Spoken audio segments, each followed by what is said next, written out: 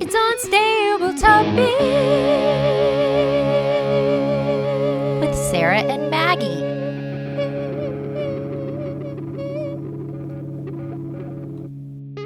Hey, welcome to Unstable Topics, a fast-paced, jam-packed, unhinged bestie podcast filled with facts, reacts, and made-up games in between.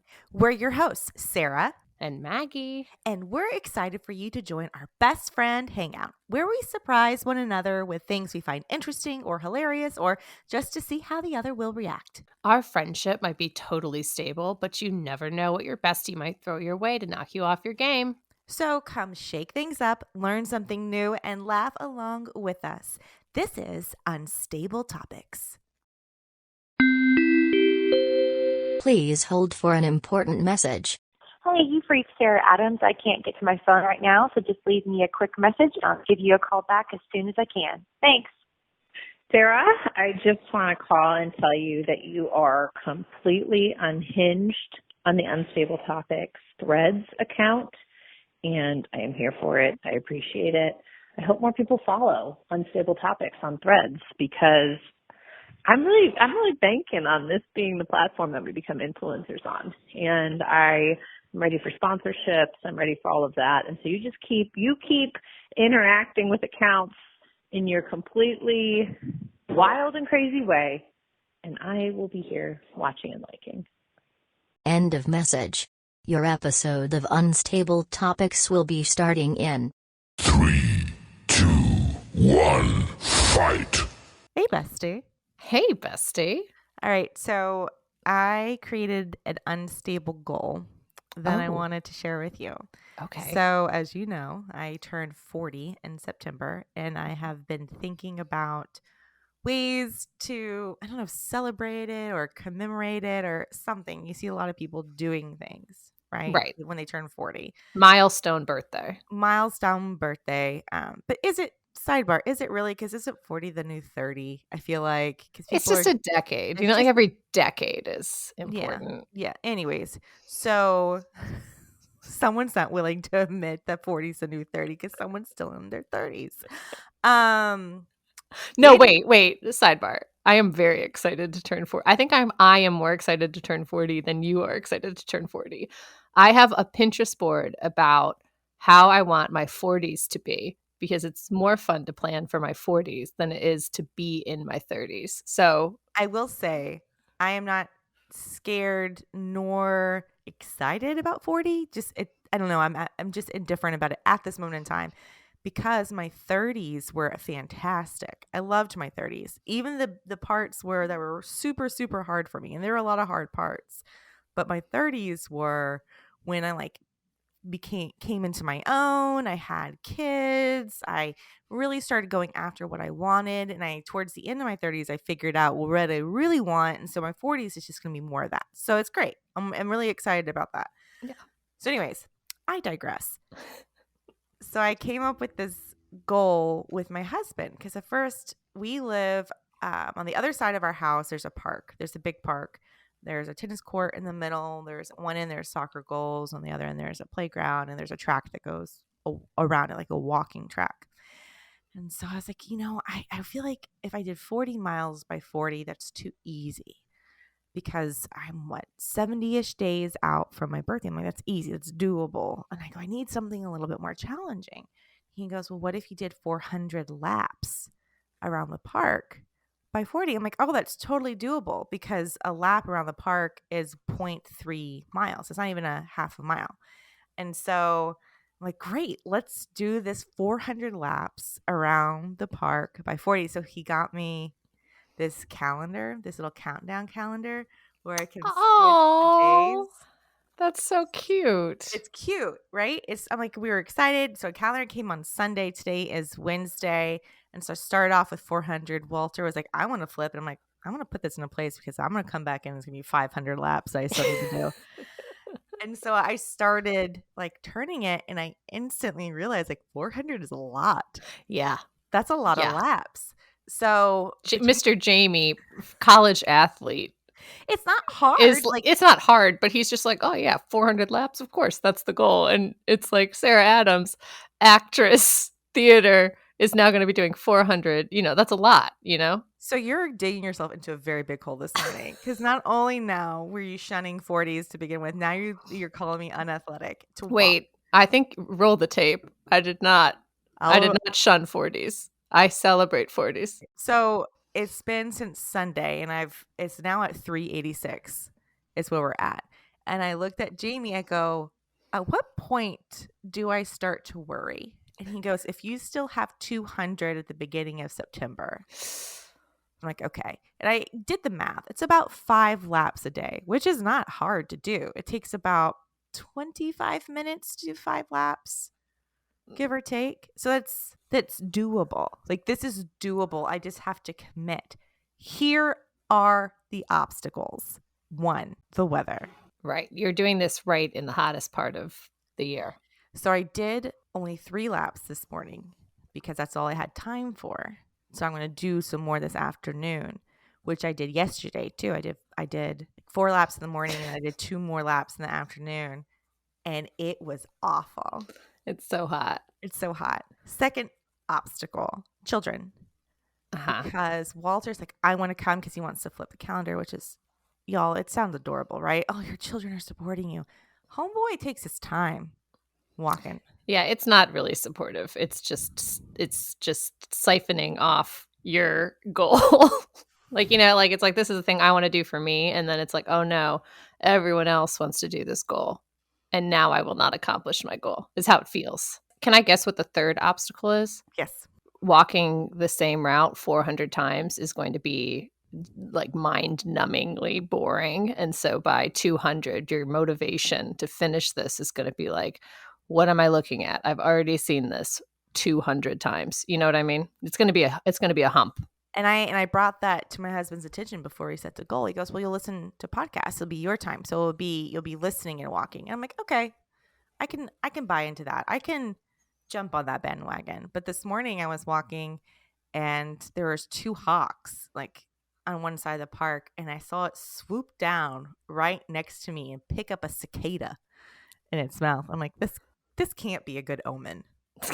Hawks are good omens, aren't they? When they dive down and pick up food to eat? Yeah, because it's like, here you are diving into a goal and eating up all that life has to offer you in these last days before you turn 40, the last days of your 30s, which was a powerful decade, and you, like a powerful hawk and like a cicada who rises from the ground every 7 years, you are about to enter the next 7 years of a great phase of your life. You do know a decade is 10 years. I do, but cicadas are 7 years. And so I was trying to make the metaphor work there. But you are shedding skin like those cicada shells coming out of your shell, literally, figuratively. It's a beautiful moment, honestly. I'm going to backtrack everything spicy I said to you. You were supportive and wonderful. And I'm ready to tell you this fact because it also is about living life to the fullest. So Maggie, are you ready for your fact? Wait, let me sip this. Is that a Stanley? It's not. It's a knockoff Stanley, but I wanted to show you it because it has a handle. I love the callback. Oh, thank you. Okay, I'm ready. From April 20th, 1945 to March 17th, 1947, there was a chicken called Mike the Headless Chicken that lived for 18 months after its head was cut off. After the loss of his head, Mike achieved national fame until his death in March 1947. In a town in Colorado, an annual Mike the Headless Chicken Day is held in May. That's beautiful. It's beautiful and, sad. But I think what's nice about it is that people are celebrating his resiliency. Mm-hmm. I wonder how Mike felt about it. Well, did he feel? Because he didn't have a head anymore. Yeah, I wonder. Yeah, that's true. But he could still walk around. Mm-hmm. He lived for 18 months after his head was cut off. Do you think he had still part of his brainstem, and that's like the part that was controlling everything? I don't know. I have heard that you can cut a chicken's head off and it still will live or walk around. For a little bit, not 18 months. 18 months is a long time. It is a long time, especially for a chicken. Yeah. 18 months is a long time for me, and I have a head. What do they do with the body, do you think? Do you think it just stands still? Well, that's what I was wondering. Like, if it's just a chicken's body without a head, but it seems like they had to feed it, and it seems like it was moving in order, you know what I mean? Mm-hmm. So it must have had something. And they had, for 18 months, you can't stay alive for 18 months without water and food, even if you are a chicken. But how do you take the water and food with no head? You just got to go straight into you just like look in there and you just go bloop, bloop, bloop, bloop, drop it in. I guess. I don't know. This kind of seems rude of the people. Like, it seems like Mike was probably like, hey guys, let me just go. And they were just like, no, we're going to keep you alive for 18 months. We're going to feed you. We're going to like keep you moving. And he's just like, please, I don't have a head. But they can't hear him because he's a chicken and he does not have a head. And to be fair, they did cut his head off. So it's not as if they were like, I don't know, he broke a wing and he was dying slowly. They did what you ultimately should do to kill a chicken. Right. And then they're like, wow, maybe we can profit off of this, you know? Let's do a tour. They still celebrate it. Annual Mike the Headless Chicken Day. I don't know how I feel about it. I feel good about it. I feel bad about it. It's one of those things. It's like I can't wrap my head around it. Is what I'll say on that. So are you ready to react to this? Because we already are reacting, but I have a specific question for you. Yes, please, please, please. If you were to celebrate Mike the Headless Chicken Day, how would you celebrate this day? Ooh. I think I would celebrate this for decorations. Let's start there because decorations are very important to a celebration. Lots of rubber chickens and probably a game in which you chop off the rubber chicken heads, right? Like it's like we're chopping off heads, right? I think there's probably some element of a piñata, a puppet show. Like there's like this tale. I think that the mayor gets up on a stage and has to address the crowd and talk about like resiliency and how it might seem like local politics. Sometimes they're running around with like a chicken with their head cut off. But if we think about Mike, that's not a bad thing. And then probably like pizza. I love it. Maybe it's an unstable holiday we start to celebrate. Oh, what day is it? May? Well, it said it's in May. He died in March 17th, 1947. Which is your son's birthday. Yes, also St. Patrick's Day. And let me see. When is Mike the Headless Chicken Day? It makes sense it would be a few months later because it takes a while to get like everything organized. You know, like he dies and then you probably have a funeral and then like a few months later you commemorate it with a whole town. Okay, so it's the third weekend in May. Mike the Headless Chicken is a cultural institution in this town in Colorado with the annual Mike the Headless Chicken Day since 1999. And that town in Colorado is spelled how? Fruita. Oh, Fruita. Fruita, Colorado. Fruita, Colorado. Hey, if you're listening and you are in Fruita,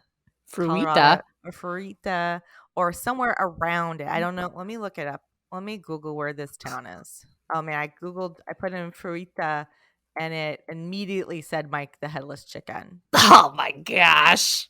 It's like what it is known for. Should we go there? 100% we should go. You know what we should do? Don't message us. We're just going to go to this town and ask a local. I'm trying really hard to pull up this Google Maps, but it's my computer exit page unresponsive. Man, they really don't want us to know where you are. We just have to go.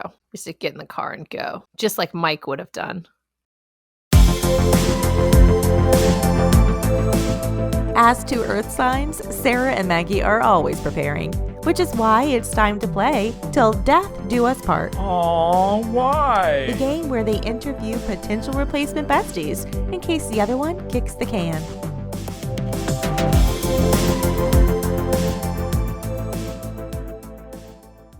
Sarah, Our next guests are from the I Hardly Know Her podcast. Janette and Megan are business and improv partners, much like us, who are passionate about bringing out the best in others through sharing stories and improvising. Give a big ol' welcome to Janette and Megan, who we hardly know. Hi, Megan. Hi, Janette. Hi. Hello. I am so glad you guys are here today to play this game with us. We have some very hard-hitting questions, so we just want to make sure that you guys are prepared because we are not journalists, but we pretend to be. I love it. All right, I think I'll jump in if that's okay, to jump in and get to know you guys a little bit better because I would like to. Yeah. Okay, so we know you're improvisers. We know you met doing improv, although you don't live in the same city, which is kind of like Sarah and I. We just learned this. But I'm curious, if you were to perform improv together, and you would rather have the best improv show of your life in front of a very small audience, like 3 people, or have a bomb show, but it's a sold out audience of 300 people. Do we tag team on answering that? Yeah. I for sure would take the best show ever in front of a tiny audience. Yeah, I think so too, because the best show indicates that we were having the most fun together, and that's kind of the most important. Janette, I love that answer because Maggie and I's favorite show we've ever done was Just for Us. We were practicing like 7 years ago. We were trying out this new format. We're like, let's just try it. Let's just try it and see what happens. And it never was better than that moment. Of course. What if, though, you guys, it really feels like you're doing all the things, you're having fun with it, but the audience is just, it's 300 people who are not laughing at all. And maybe they're enjoying it, but it's just, it feels like you could hear a pin drop in this huge theater. Oh, that's interesting. I guess like if I have a memory on stage of it being super rad, then I would probably prefer that in front of a bunch of people that didn't get it. You know what I mean? They just don't get us. Honestly, I'm like thinking of some of the times where I do feel like there was a bomb situation and it was like feeling what I remembering what I was feeling. I was not in my best flow. And so I think that's part of why the bombing happens regardless of audience size. But like one of my biggest audiences ever at a thing I got to do, unfortunately, it was just me solo. I'm sure it would have been much better if I had Janette with me. And it was an 8,000 person audience at an arena.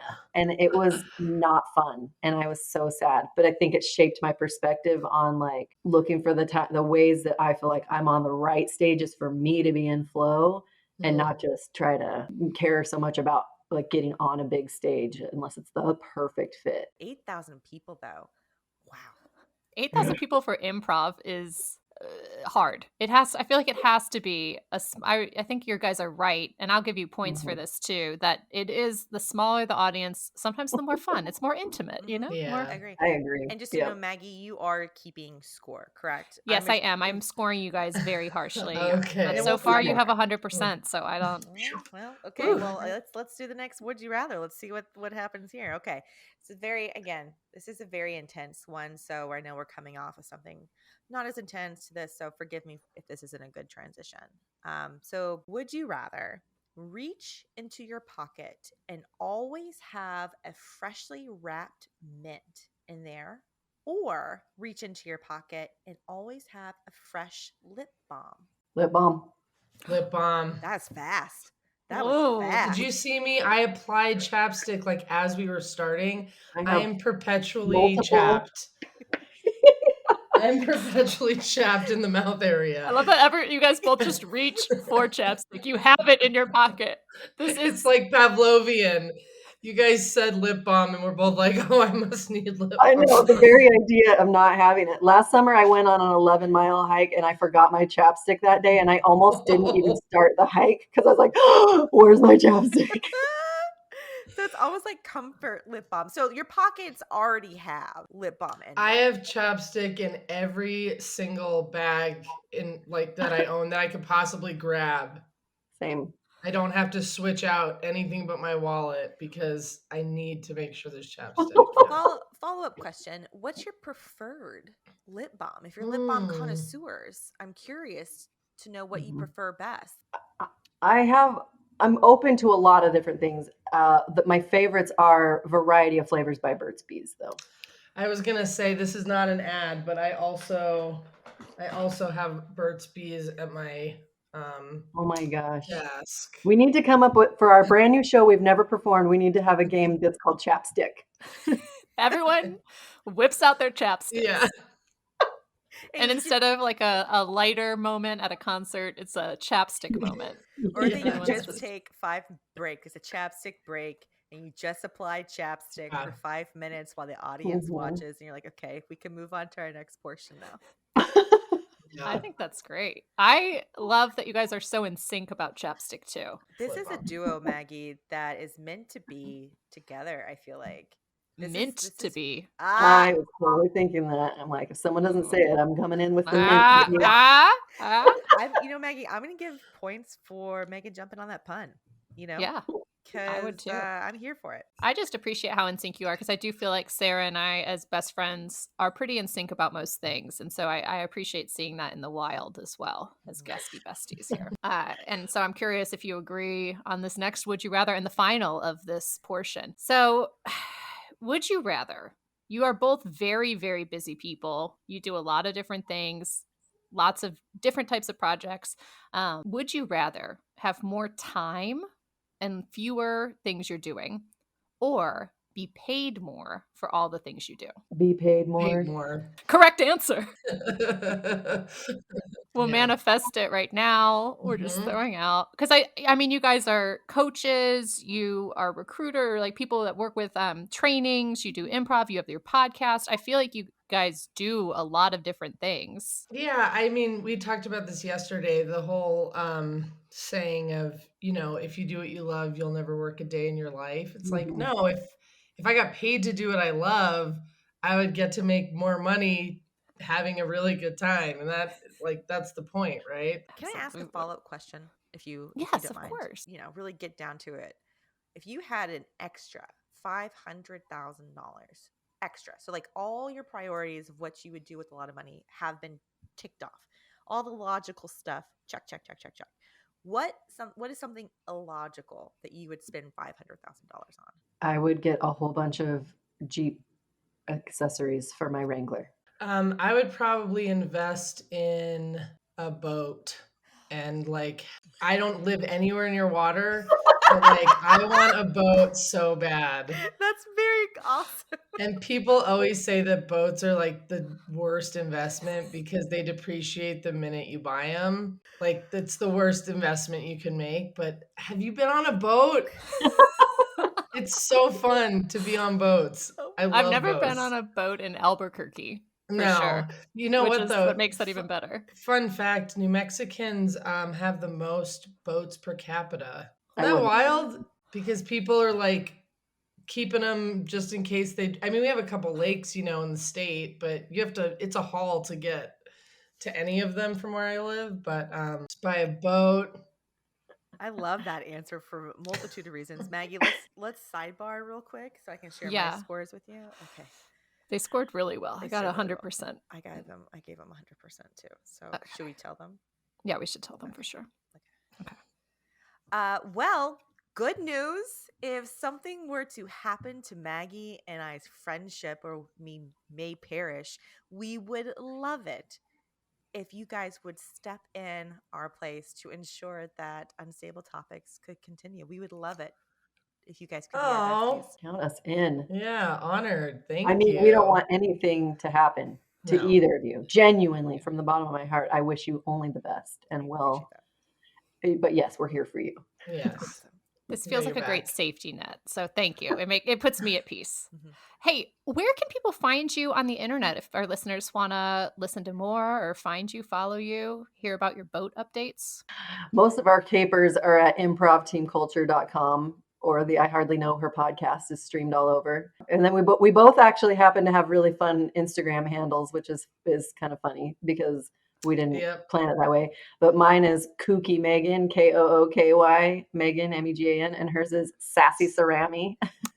I love that your friendship has so many of these moments where you are on the same page. I'll say it again, that you have a fun adjective before your user and your user handles, that you love lip balm, that you are in it for the money and fair compensation for your hard work. You guys would make excellent besties. Thank you for joining us. It's a bestie connection. Thanks for playing along.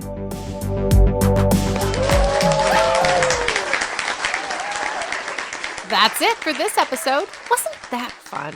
Now it's time for you to subscribe and follow. And share this episode with a friend. Ooh, maybe even your bestie. Find us everywhere online at Unstable Topics, and for more antics, visit us at the Monthly Junk. Bye. Bye. Peace.